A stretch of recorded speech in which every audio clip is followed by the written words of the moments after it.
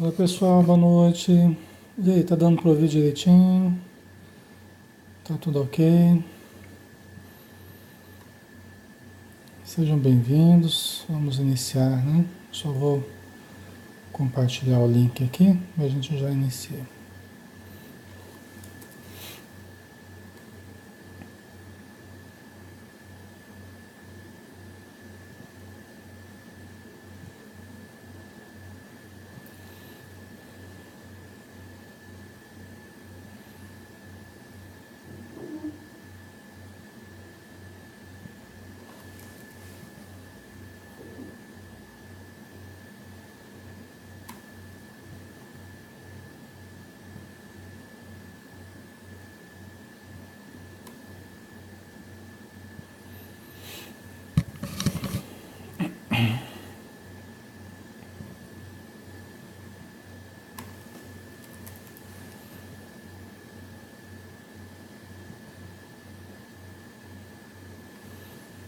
Prontinho, vamos lá, né?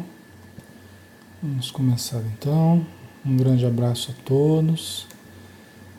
Vamos iniciar fazendo uma prece, né? Convidando então os irmãos a elevarem conosco o pensamento, para que todos possamos usufruir das boas energias, dos bons espíritos, no ambiente de paz que criam em torno de nós, para que todos estejamos em harmonia, tenhamos saúde, tenhamos paz no nosso coração e no nosso pensamento. Senhor Jesus, abençoa todos os lares, abençoa os irmãos que estão conosco, os irmãos que estão no plano material e no plano espiritual. Todos somos necessitados e precisamos da tua luz. Que os bons espíritos nos auxiliem através da intuição, através da compreensão, do discernimento em torno dos ensinos que André Luiz nos traz. Que seja feita a sua vontade, Senhor, acima da nossa, hoje e sempre. Que assim seja.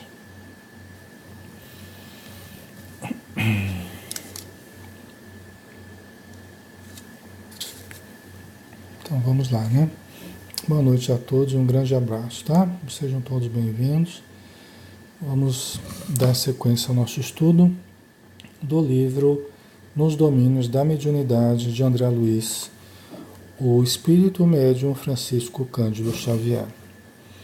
Nós estamos começando hoje, pessoal, o capítulo 10, Sonambulismo Torturado. A gente sabe que aqui o sonambulismo não se trata exatamente daquele estado nas horas do sono, né? Não se trata exatamente desse sonambulismo, mas da mediunidade inconsciente, ok? Que nós chamamos de mediunidade inconsciente é o sonambulismo. Sonambulismo torturado é aquele sonambulismo que reflete um desequilíbrio, que reflete uma tortura, né? Que reflete uma inquietude íntima, né? Que reflete um problema, né? Sonambulismo torturado. Reflete a tortura do espírito que está se comunicando, tá? Então vamos lá. E também os reflexos disso no médium, né? Tem a participação do médium, como nós vamos ver aqui também. Tornamos ao recinto da reunião, né? Porque a gente viu o Pedro, que é aquele rapaz com epilepsia, eles retiraram ele do recinto, porque ele entrou numa crise, e ele estava deitado numa sala contígua, a sala de reunião mediúnica, estavam aplicando passes, né? Para que ele voltasse ao normal. Eles voltaram ao recinto. Dona Eugênia acabava de socorrer pobre companheiro recém-desencarnado a retirar-se sob o fraterno controle dos vigilantes. Quer dizer, Dona Eugênia, que é uma médium consciente, ela havia acabado de dar passividade a um determinado espírito, né, que foi retirado após a comunicação pelos espíritos amigos que estão trabalhando ali naquele grupo, né?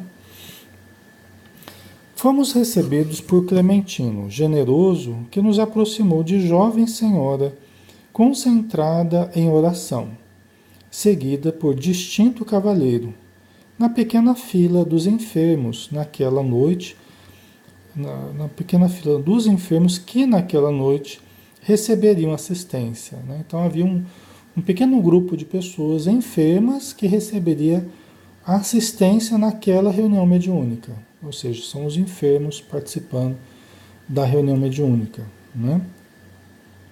E nesse grupo de enfermos, pessoas que estão se tratando, havia uma jovem senhora concentrada em oração, seguida por distinto cavalheiro. Era um casal que ali estava em busca de socorro da casa espírita. Tá? Afagando-lhe a cabeça, o supervisor notificou: favoreceremos a manifestação de infeliz companheiro que a vampiriza, não somente com o objetivo de socorrê-lo, mas também com o propósito de estudarmos alguma coisa a respeito do sonambulismo torturado. Então vamos dar uma paradinha aqui, já tem algumas coisas interessantes, né? O mentor, o Clementino, que é o mentor ali da reunião, né, o coordenador espiritual da reunião, ele falou para eles ali, para o André Luiz, para o Hilário, para o Aulus, né, que eles favoreceriam o companheiro que vampiriza aquela moça. Ou seja, novamente, eles permitiriam a manifestação de alguém. Pode ser que até naquela noite eles não fossem permitir. Mas a presença do André Luiz em aprendizado, ele, repórter da vida espiritual, trazendo para nós os conhecimentos, então o Clementino resolveu permitir a manifestação desse espírito que está vampirizando essa moça. Né? O que significa estar vampirizando? Ele está sugando suas energias e certamente influenciando ela também, porque há um processo de obsessão, né? Que caracteriza a ação pertinaz de um espírito sobre nós, uma ligação mental nossa com o espírito, ligação vibratória e uma certa drenagem, né, da energia nossa, da vitalidade dessa moça aqui para o espírito. Ok? Esses espíritos infelizes que vampirizam as energias dos encarnados são irmãos menos felizes, vamos dizer assim, que quando desencarnaram não encontraram a continuidade propriamente das energias materiais com as quais estavam acostumados aqui na Terra, muito apegados à Terra, muito apegados à matéria, muito apegados aos prazeres, né? Muito apegados às energias materiais.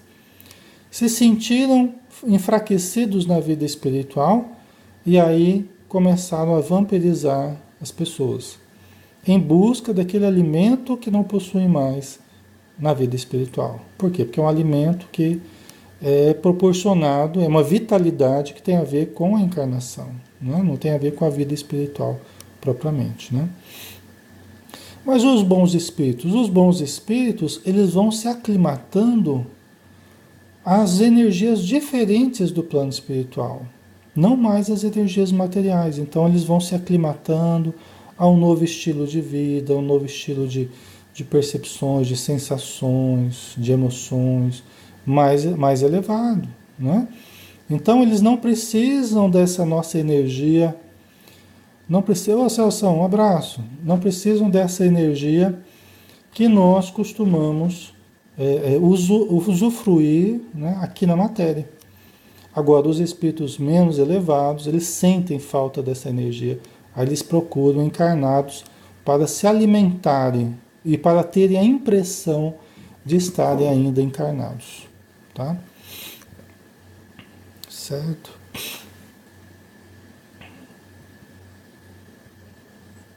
Ok, então vamos lá.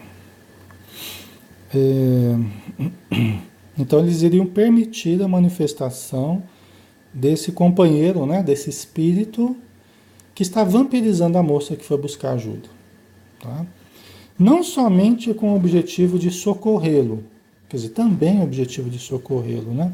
De ajudarem ele de alguma forma, tá? Mas também com o propósito de estudarmos alguma coisa a respeito do sonambulismo torturado. Quer dizer, também o objetivo aqui de nos trazer conhecimentos, né? De nos trazer informações sobre a mediunidade inconsciente, né? Ou sonambúlica torturada. Né? Observei a dama, ainda muito moça, inclinada para o homem irrepreensivelmente trajado, que a amparava de perto. O mentor do recinto afastou-se em tarefa de governança, mas Aulus tomou-lhe o lugar, passando a esclarecer-nos com a bondade que lhe era característica. Indicando-nos o casal, informou: são ambos marido e mulher, num enlace de provação redentora. Né? São ambos marido e mulher, num enlace de provação redentora. Quer dizer, estão num casamento provacional, né? Ambos precisam se redimir. Tá? Redimir do quê? Vamos ver se eles vão falar aqui, né? Mas aqui acho que eles falam sim. Deixa eu ver aqui, ó.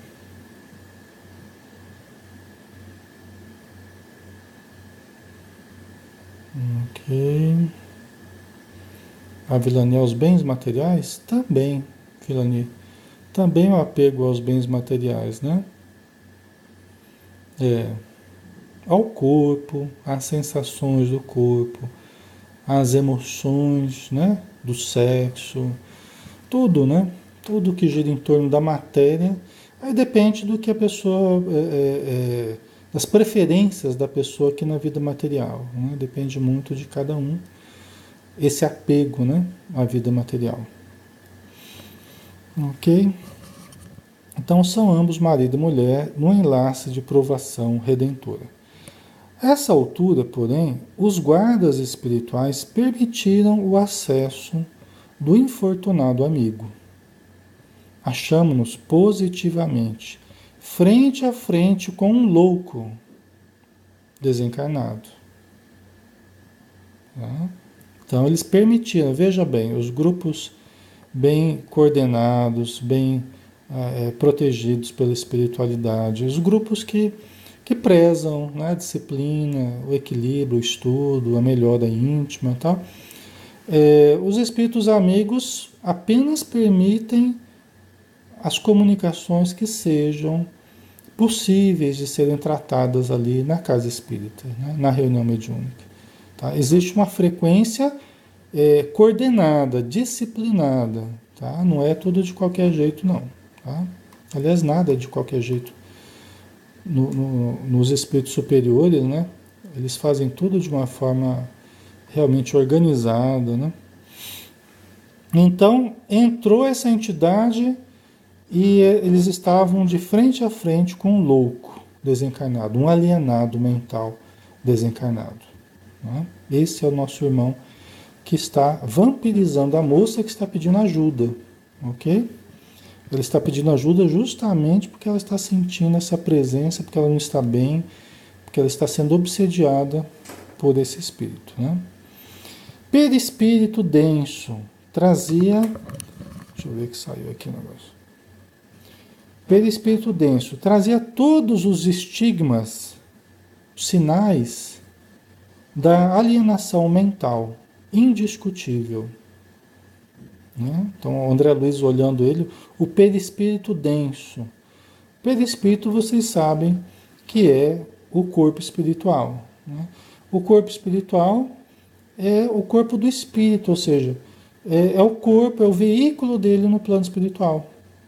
Aqui na matéria, nós temos como veículo o corpo material. Né? Mas aí, quando a gente perde o corpo material, a gente continua com o corpo espiritual, que é um corpo mais sutil. Tá? E esse corpo sutil, ele vai ser mais denso quanto menos evoluído. Vai ser menos denso quanto mais evoluído. Vai ser mais opaco quanto mais atrasado o espírito. Vai ser mais luminoso e radiante quanto mais evoluído o espírito. Certo, pessoal? Esse espírito aqui, ele traz o seu corpo perispiritual denso, não é? E com todos os estigmas, com todos os sinais da alienação mental. Tá? Devia estar com os olhos assim, né? Sem aquele objetivo, aqueles olhos assim, olhando para o vazio, né? Devia estar com os cabelos desgrenhados, né? A atitude, a postura descoordenada geralmente, ou mais catatônica, né? Se você for num hospital psiquiátrico, você vai ver os sinais, né, da alienação mental, se bem que hoje nos hospitais psiquiátricos a menor parte é de esquizofrênicos, a menor parte é de pacientes mesmo chamados loucos, né, ou alienados mentais. A maioria hoje em dia é usuário de droga, é alcoólatra, né? Então é diferente hoje porque os remédios já fizeram esse papel de ajudar no equilíbrio, né? São tratados mais em casa hoje em dia. Então, apenas alguns que ainda permanecem nesses ambientes, né? Então, continuando aqui, né? Trazia todos os estigmas da alienação mental, olhar turvo, né? Olhar perdido, né, Vilani? Embaçado, né? Fisionomia congesta, torturada, né? Indisfarçável inquietação. Indisfarçável inquietação, que ele estava inquieto, né? Estava inquieto, agitado, né? A presença dele inspiraria repugnância e terror aos menos afeitos à enfermagem. Olha só, né? A presença dele inspiraria repugnância e terror.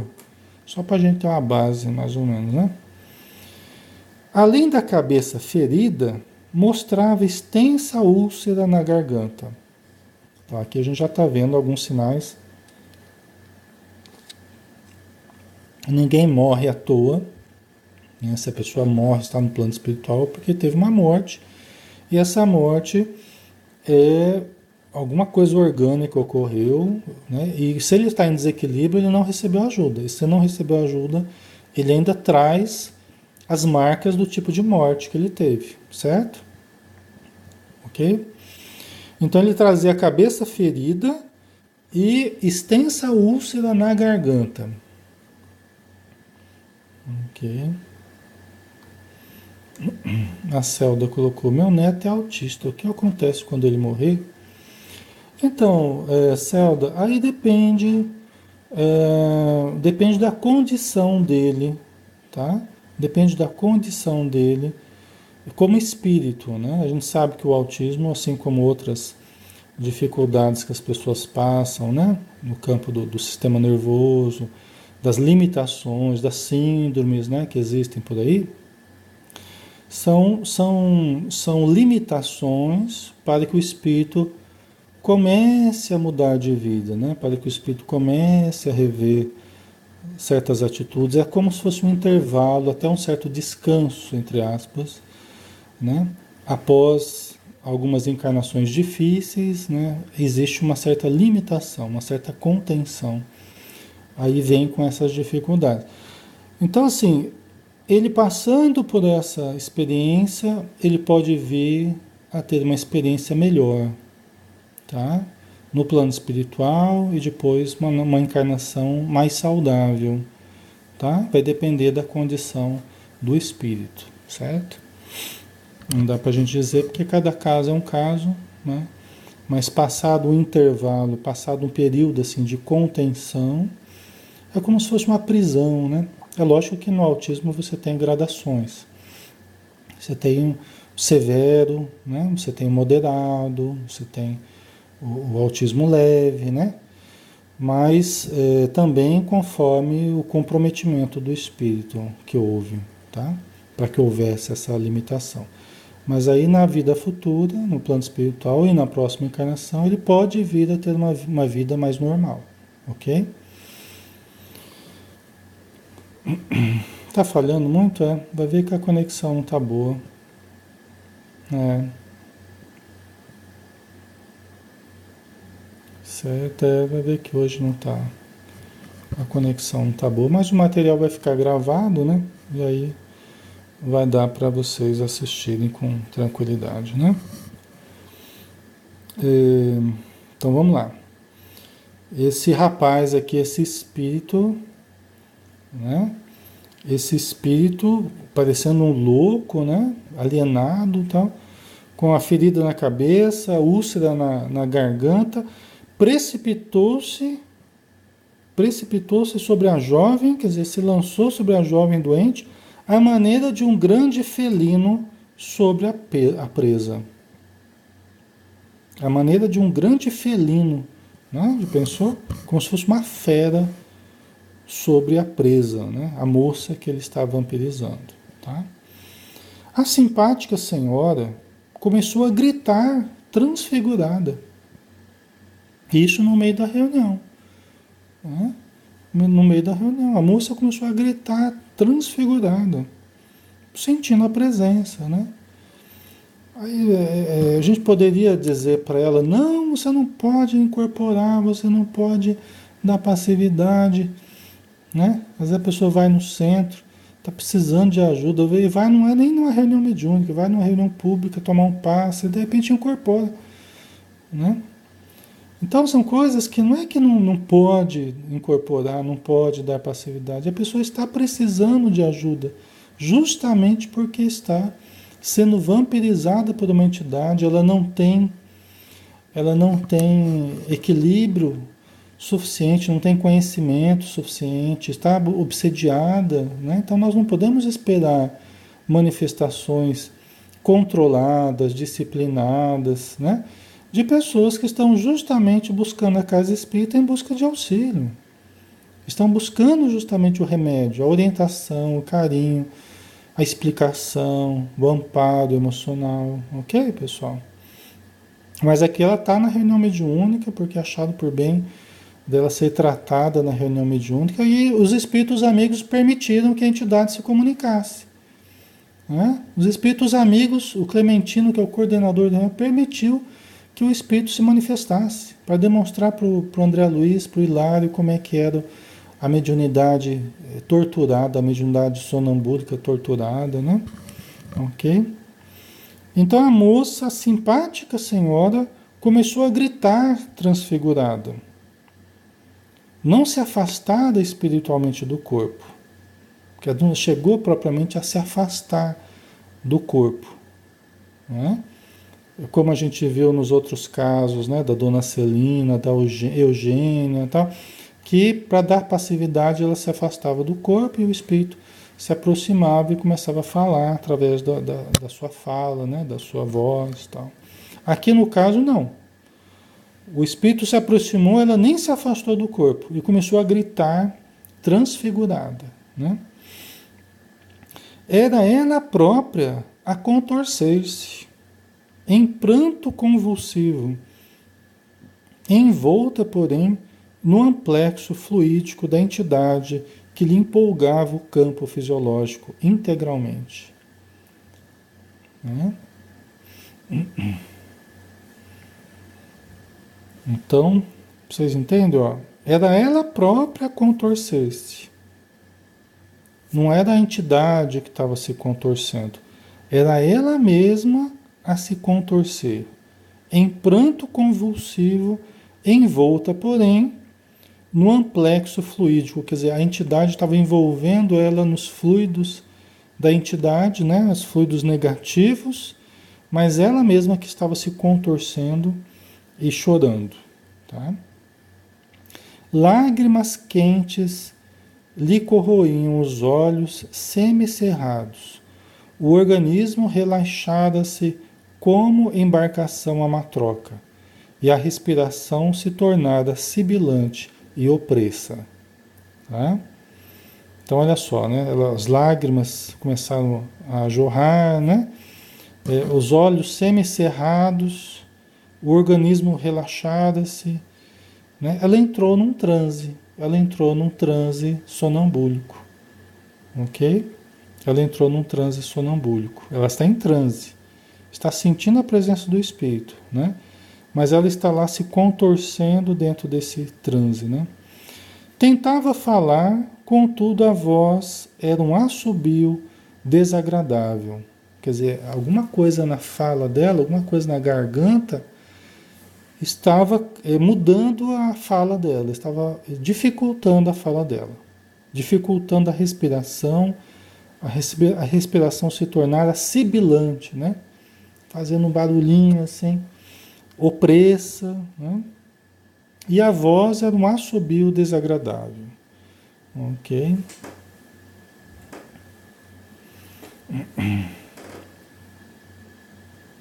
O Leandro colocou: acredito que sempre fui usado por maus espíritos para o uso de bebida alcoólica. Agora que estou aprofundando os conhecimentos, não estou sentindo vontade de beber. Ótimo, Leandro. É isso aí, né? É isso aí. A gente vai adquirindo conhecimentos, vai fortalecendo a vontade, né? O discernimento, e aí você vai tendo mais condições de vencer os assédios, né? A vontade do espírito ou dos espíritos, né? Então, muito bom, parabéns. Né? As cordas vocais revelavam-se incapazes de articular qualquer frase inteligível. Você vê que a coisa estava impressionando tanto o corpo dela, estava somatizando tanto, que ela não conseguia expressar qualquer palavra articulada, né? As cordas vocais revelavam-se incapazes de articular qualquer frase inteligível. Né? Raul, o doutrinador do grupo material, né? Raul, sob o comando de Clementino, abeirou-se da dupla em aflitivo reencontro e aplicou energias magnéticas sobre o tórax da médium, que conseguiu expressar-se em clamores roufenhos. Né? Quer dizer, o doutrinador foi lá, aplicou passe na dupla, no espírito obsediado e obsessor e na médium, né? Nessa torturada, aqui, nessa médium torturada pelo espírito. Né? Aplicou passe para que facilitasse o processo da comunicação. Né? Aí o espírito começou a falar através da moça, tá? Através da moça. Filha desnaturada, criminosa, criminosa, nada te salva. Descerás comigo às trevas para que me partilhes a dor. Não quero socorro. Quero estar contigo para que estejas comigo. Não te perdoarei, não te perdoarei. Tá vendo? Que coisa, né? Filha desnaturada, quer dizer, uma relação aqui de um pai e uma filha. A gente ainda não sabe de quando, né? Nem onde, nós não sabemos. Tá? Nós não sabemos. Mas vamos saber aqui, porque os espíritos vão explicar. Tá? Mas veja que coisa, né, pessoal? Muitas vezes a obsessão não é de alguém, geralmente não é de um espírito desconhecido nosso, frequentemente é de alguém conhecido. Foi marido, foi esposa, foi pai, foi filho, né? Foi amigo, e às vezes a traição, né? O abandono, a humilhação, né? E aí acaba ferindo aquele sentimento, aquele vínculo que existia, que se esperava amor, se esperava lealdade, se esperava carinho, se esperava, né? E de repente veio o oposto daquilo, né? Isso é a causa de um sem número de obsessões aí que ocorrem, né? Milhares, milhões de obsessões que estão aí em voga, né? Que estão acontecendo, ok? E do pranto convulso passava incompreensivelmente a gargalhadas de vingador. Você vê que coisa, é um espírito louco, né? Você vê que ele entrou com o olhar esgazeado, entrou com... Né? Ele está louco, então ele passa das ofensas, das ameaças, né? Ele passa dessa intimidação às gargalhadas de vingador. Né? Quando existe essa ambiguidade, né? de dor e riso, né? Aí expressa bem essa loucura aí, né? Ok?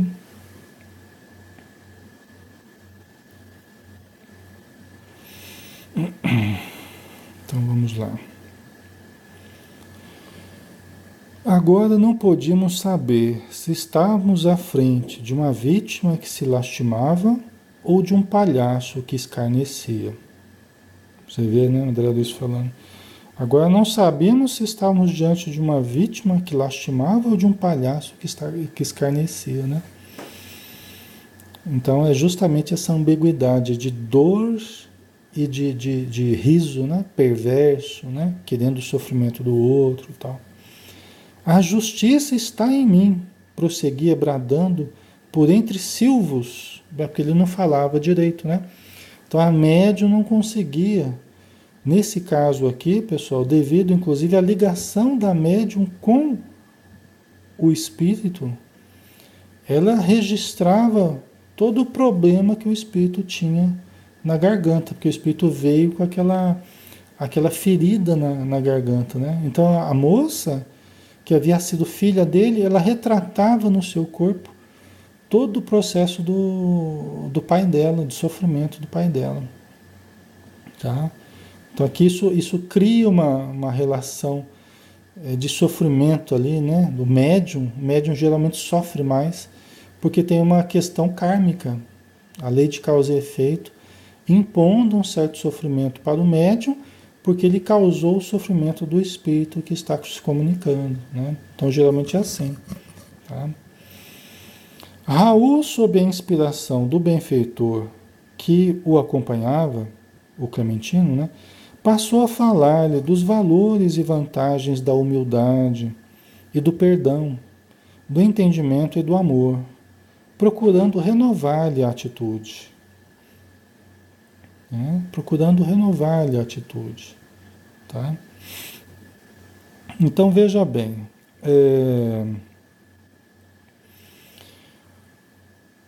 o doutrinador ele vai sempre tentar induzir o espírito à compreensão, né? Vai tentar induzir o comunicante a uma compreensão mais ampla dos problemas. Por quê?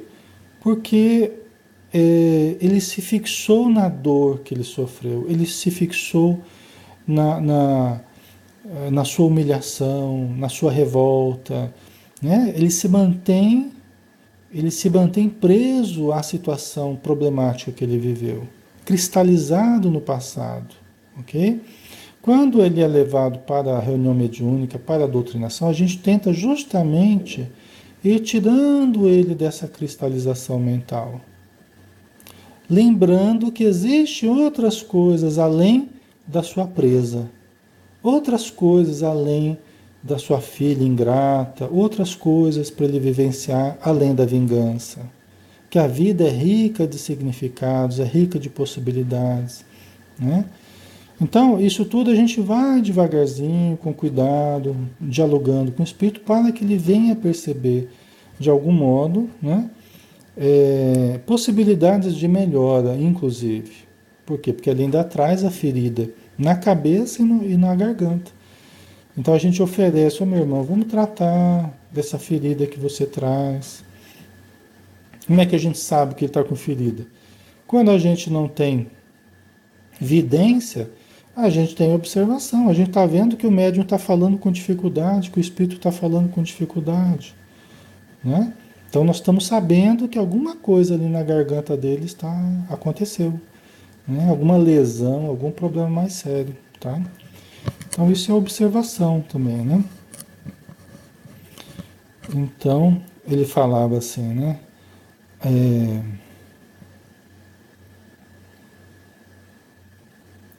Tá, aqui continuando o Raul, né? Os valores da humildade, do perdão, do entendimento, do amor, tal, tal, tal.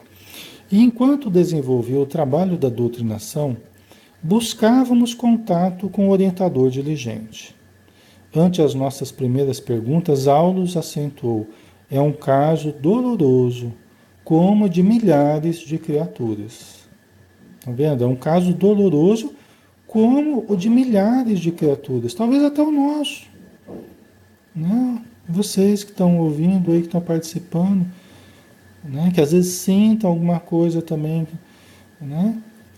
Em alguma parte do corpo, né? Que às vezes você sente uma necessidade de ajuda espiritual, vai no médico, não aparece o que está acontecendo, né? Não aparece nos exames, mas você sente a dor, você sente a paralisia, você sente o mal-estar, você sente os sintomas, né?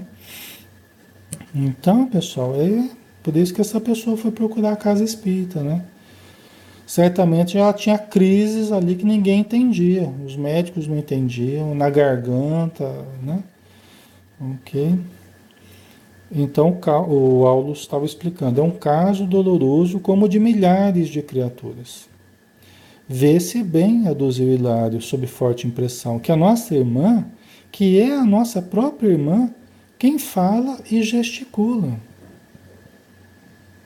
Então Hilário falou, olha, nós estamos vendo bem aqui que é ela que está falando e gesticulando, né? Só que ela está falando sob a influência do espírito, né? Recebendo os fluidos do espírito, né? Aí o Aulus explicou, sim, aprovou o assistente. Entretanto, encontra-se imantada ao companheiro espiritual, cérebro a cérebro. Que ela está imantada ao cérebro do espírito, do pai dela, do passado, né? Então, é um fenômeno mediúnico que está ocorrendo, né? Poderá, todavia, recordar-se com precisão do que lhe sucede agora? Inquiri por minha vez. O André Luiz perguntou. Ela vai poder se lembrar do que está ocorrendo agora, do que ela está falando e tal? De modo algum. Tem as células do córtex cerebral totalmente destrambelhadas pelo desventurado amigo em sofrimento. Nos transes em que se efetua a junção mais direta entre ela e o perseguidor, dementado, cai em profunda hipnose, qual acontece à pessoa magnetizada nas demonstrações comuns de hipnotismo, e passa de imediato a retratar-lhe os desequilíbrios. Você vê que interessante, é diferente do sonambulismo da Dona Celina. Vocês lembram do sonambulismo da Dona Celina? Que é a melhor médium do grupo que o André Luiz está observando ali, né? A Dona Celina, ela entrava em transe sonambúlico, ela se afastava do seu corpo e a entidade sofredora se aproximava, ela funcionava como que uma mãezinha carinhosa diante da entidade sofredora e permitia que a entidade se comunicasse. Então ela controlava a entidade, as energias dela impediam que os fluidos densos do espírito fossem absorvidos pelo seu corpo, porque a vibração dela como que dissolvia essas energias deletérias. Vocês lembram? A diferença das duas comunicações, né? Então, nesse caso, a Dona Celina, ela estava totalmente protegida pelo próprio padrão vibratório dela, pelo próprio equilíbrio dela, pela atenção dela, tudo mais, né? No caso aqui, a moça está num transe sonambúlico, só que ela está totalmente hipnotizada pelas vibrações do espírito comunicante. Por quê? Porque é uma relação de débito-cobrança. Ela está na mesma vibração que ele, pela culpa que ela traz, pela ligação patológica, ali, doentia de um com o outro. Tá? Então ela cai em transe, ela retrata tudo que o espírito está sentindo. Ela retrata toda a dor do espírito, né? Só que ela não tem propriamente o controle necessário. Depois ela sai arrebentada dessas comunicações, certamente, né? Então vamos ver, vamos continuar aqui, né? E também uma coisa interessante aqui é que como é uma comunicação de baixo nível, porque ela não é alguém treinada, disciplinada, evangelizada, equilibrada, não. Ele é alguém doente. Então a comunicação ela se dá de uma forma muito rude, né? De uma forma muito crua. A gente diz que é uma comunicação de baixo nível, né? E destrambelha o sistema nervoso dela, o córtex motor dela. Por isso que ela não consegue reter a lembrança, né? Ela não conseguiria reter a lembrança da comunicação nem um pouco, né? Porque ela está impossibilitada, inclusive, do seu córtex funcionar de uma forma mais precisa, né? Ela está como que numa hipnose, ok? E designando a garganta da médium repentinamente avermelhada e entumecida, continua. Quer dizer, a garganta da médium chega a estar avermelhada, entumecida, né? Deve ficar até um pouco inflamada na hora ali, porque ela está retratando o desequilíbrio do espírito. Tá? Pessoal, quem é médium, é, tem certos médiums, isso acontece muito, inclusive, né? Mas tem certos médiums que retratam no seu corpo físico rapidamente aquilo que o espírito está sentindo, né? Às vezes, se o médium vai numa consulta com o médico e ela sente uma determinada aproximação, isso pode alterar a pressão arterial. Na hora ali que está no meio da consulta, o médico vai lá, mede. Ô, louco, você está com a pressão alta. Aí, de repente, no meio da conversa, o espírito é afastado, o médium, ali a pessoa percebe a presença do espírito, começa a fazer uma oração, pede ajuda.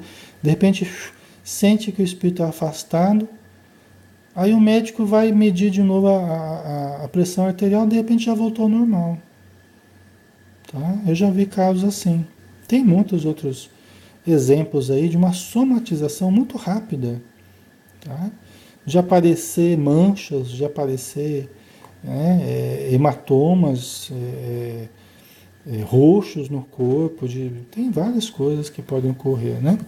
Inclusive paralisias, né?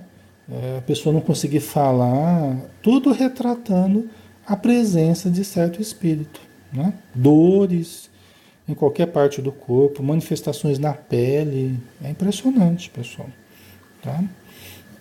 Por isso que é importante a gente entender o espiritismo, entender a mediunidade, porque às vezes a gente é médium e a gente toma como alguma coisa nossa, uma coisa que não é nossa.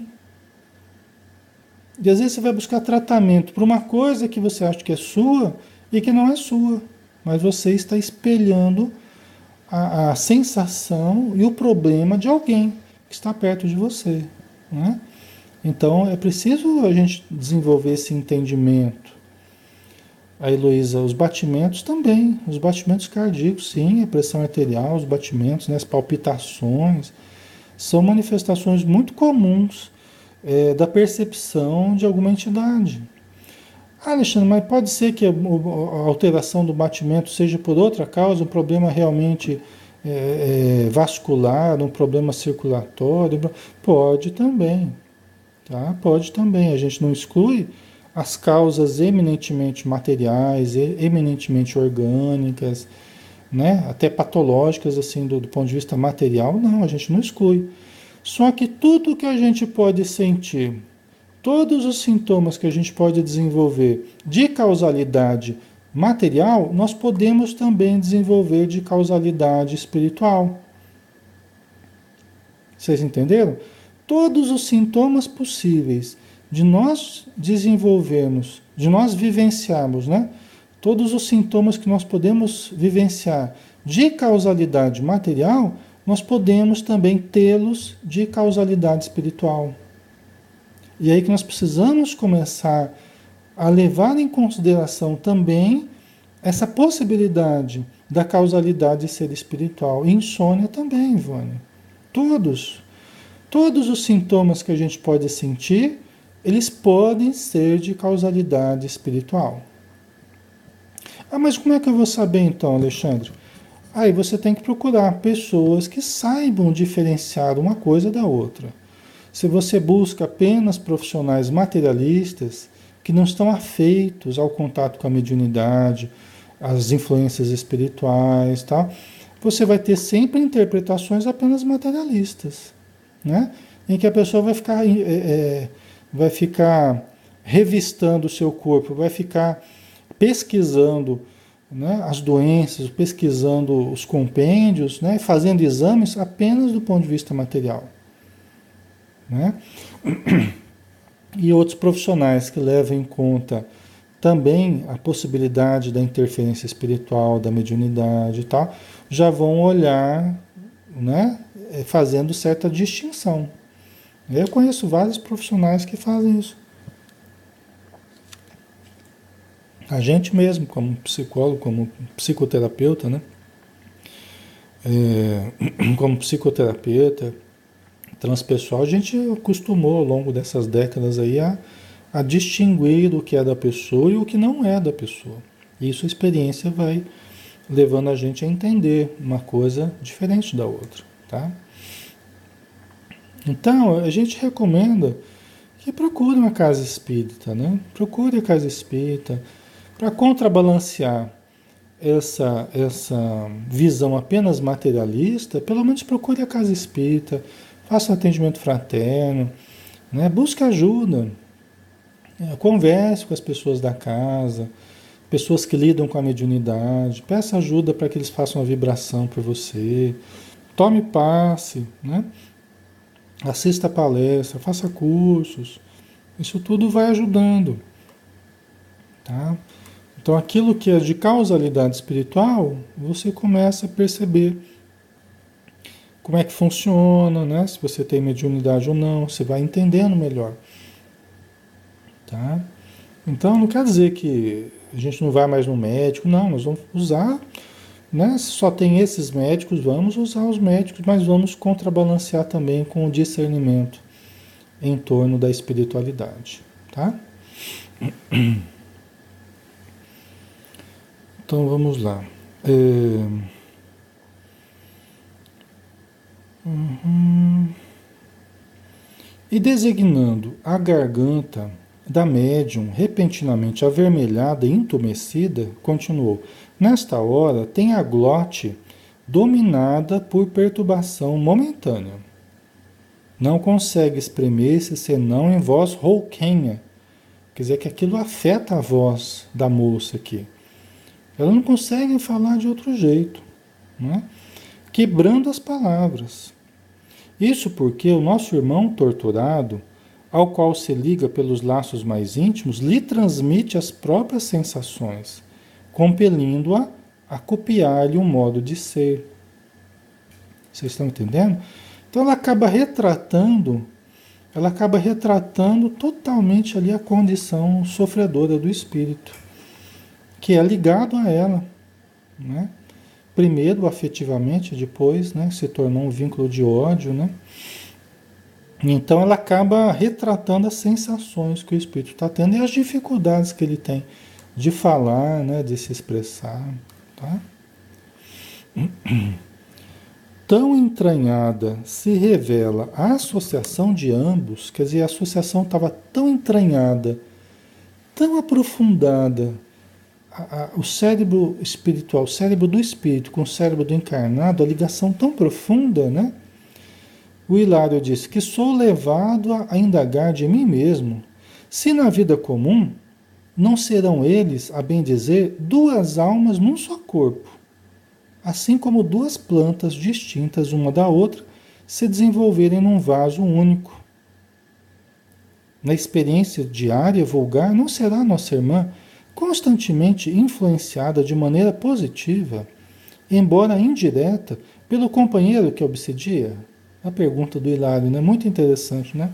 E muito apropriada a pergunta do Hilário, né? Que o Hilário está assim pensando e perguntou: olha, pelo que eu estou vendo aqui, essa irmã, no dia a dia dela, ela deve ser muito influenciada por esse espírito. Por quê? Porque é como se fossem duas plantas num vaso único. Porque ela está encarnada, né? Como se o vaso fosse o corpo e as duas plantas fossem os dois espíritos, né? Num único corpo, num único vaso. É isso que ele está dizendo. Vocês estão entendendo? Então, o Hilário está perguntando para o Aulus, né? Nossa, Essas duas pessoas tão ligadas assim, eu fico pensando no comportamento dessa moça, o quanto que ela sofre de influência desse espírito, né? É, você examina o assunto com acertado critério, disse o Aulus. Nossa amiga na equipe doméstica é um enigma para os familiares. Estão vendo? O acerto do Hilário, né? Nossa amiga na equipe doméstica é um enigma para os familiares.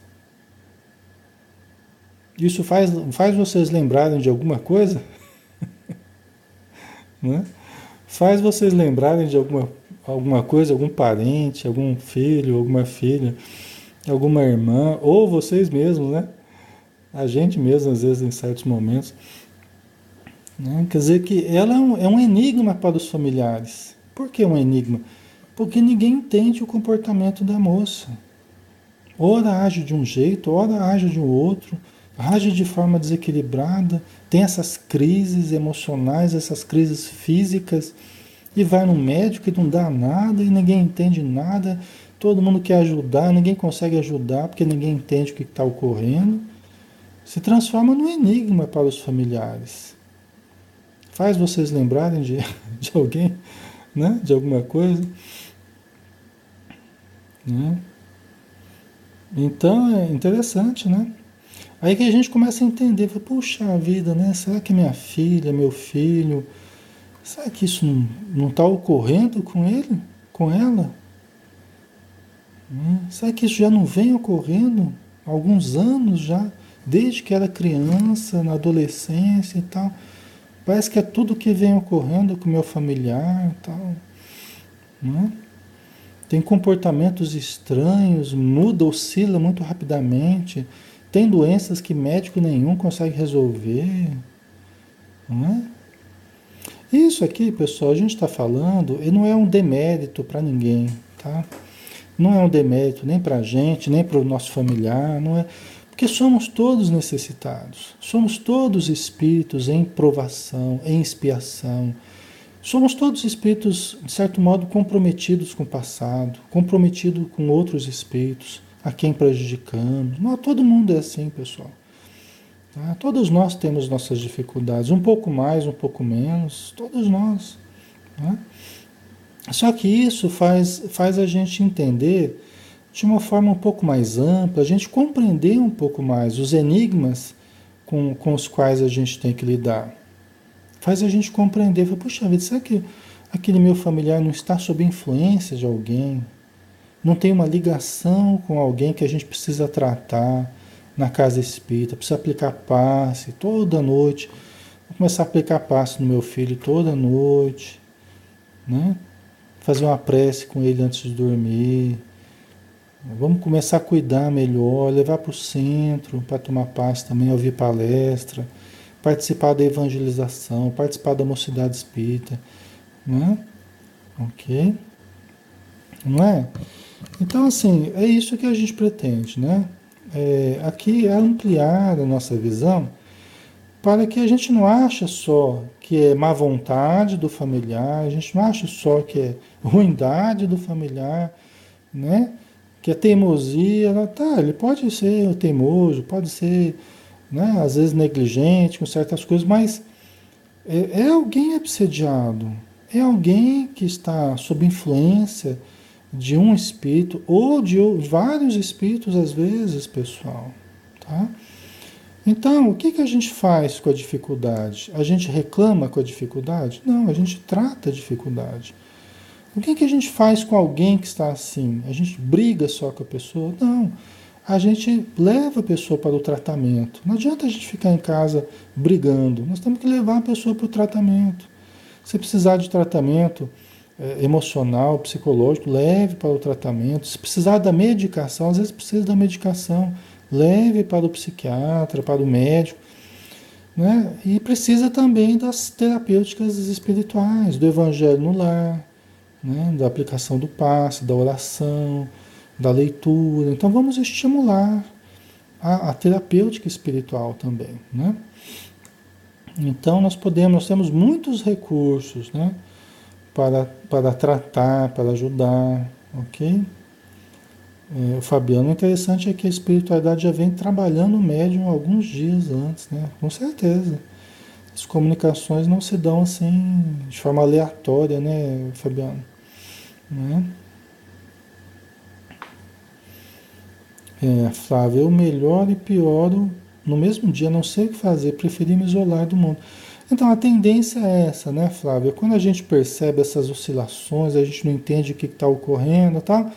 A tendência é a gente colher certos dissabores na vida social e aí a gente ir se encolhendo, fugindo do contato social. Essa é a tendência, né? Só que só fazer isso também não resolve, tá? Então, assim, pode ajudar em certos momentos, mas não resolve, né? Nós temos que buscar ajuda espiritual, tá? Buscar ajuda espiritual, não sei se você frequenta uma casa espírita, mas eu sugiro que você vá, pelo menos assistir palestra, tomar um passe, né? Converse, faça um atendimento fraterno, tá? E, se possível, buscar ajuda psicoterápica também, tá bom? Isso iria ajudar muito você, tá? A questão não é a gente não se relacionar socialmente, a questão é a gente aprender ou começar a administrar a nós mesmos para que a gente consiga ter uma boa vivência social. Isso passa pelo autoconhecimento, passa pelo conhecimento também do espiritismo, assim, da relação com a espiritualidade, com os espíritos sofredores, com a mediunidade, né? Então isso a gente precisa também entender melhor, né?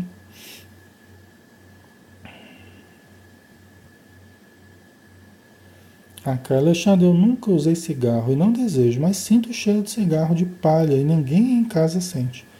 Então faço uma prece para o espírito que se aproxima, pois não entendo qual é o motivo. Então, vai saber, né, Carla? Mas a tendência é mesmo ter espírito. Ninguém está sentindo e você está lá com aquele cheiro de... É uma percepção mediúnica sua, se ninguém está sentindo, é provável, não dá para afirmar de fato, mas é provável que seja uma percepção mediúnica, um cheiro, mas uma captação mediúnica de um espírito que traz o seu hábito, a sua energia, o hábito de fumar cigarro de palha e tal, né? Isso às vezes acontece mesmo com os médiums, né? Ok. O Denner colocou, eu passei por isso, 5 anos de depressão e hoje estou bem melhor. Me curei através de muitas orações, manter minha sintonia sempre para cima, sem remédio nenhum, né? Então, que bom, Denner, que melhorou, né? Cada caso é um caso, né, Denner? A gente vê assim que aquilo que às vezes funciona para um não é o que funciona para o outro, né? Então, mas isso quem tem que avaliar é a pessoa, né? Cada um, o médico, quando a pessoa procura, né? A casa espírita. Então, cada caso tem que ser acompanhado com aquilo que cai melhor para aquela pessoa, né? Tem pessoas que sem remédio, por exemplo, ela não melhora. Às vezes você vai lá, faz prece, aplica passe, evangelho no lar, psicoterapia, usa de tudo. Se a pessoa não começa a tomar remédio, ela não melhora. Porque ela tem uma depressão endógena. Ela tem uma depressão com um componente genético forte, ela traz dificuldades. Tem depressão, pessoal, que é hormonal, né? Com pessoa que tem pouco estrógeno. Agora eu fiz um pouco de confusão aqui, mas acho que é estrogênio. A mulher, por exemplo, tem pouco estrogênio, ela tem uma depressão hormonal, né? Aí você faz tratamento, você dá inclusive os antidepressivos normais para ela e não funciona. Por quê? Porque é uma depressão que tem que tratar hormonalmente, né? Então, cada caso é um caso, né? Precisa ser observado na sua peculiaridade, né? Mas que bom, Denner, que no seu caso aí funcionou bem, que você está bem. Ah, progesterona, né? Desculpa, então eu troquei mesmo, é progesterona, isso mesmo, amor. Progesterona, né? A pessoa pode ter uma depressão por ter pouca progesterona no organismo, né? O organismo produz pouca progesterona, né?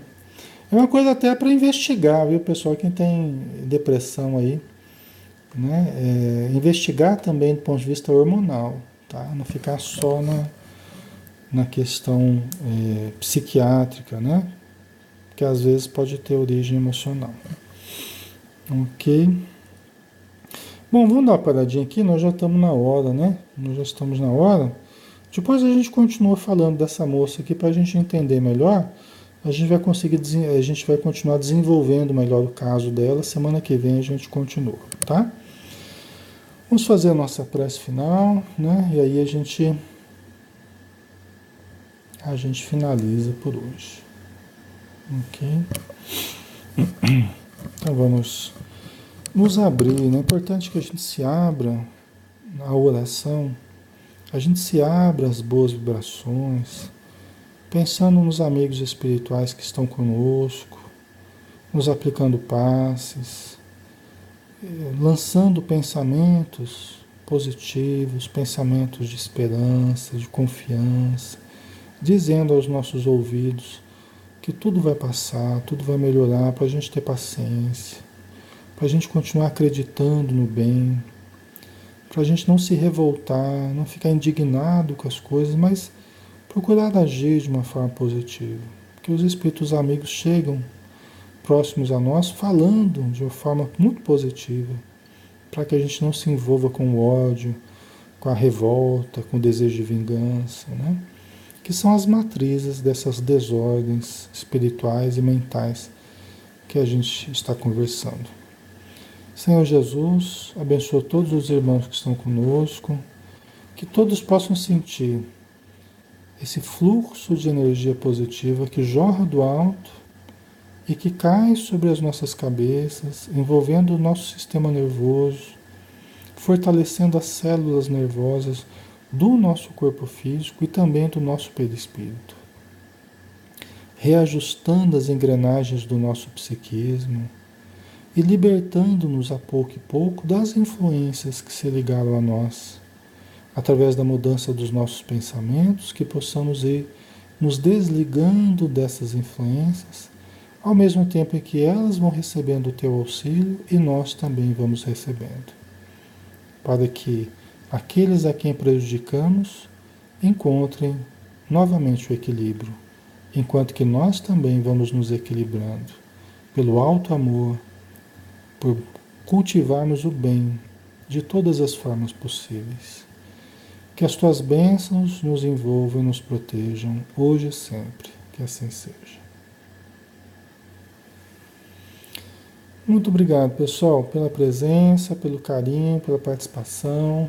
Que Jesus abençoe a todos. Até o próximo estudo, então. Um grande abraço. Fiquem com Deus.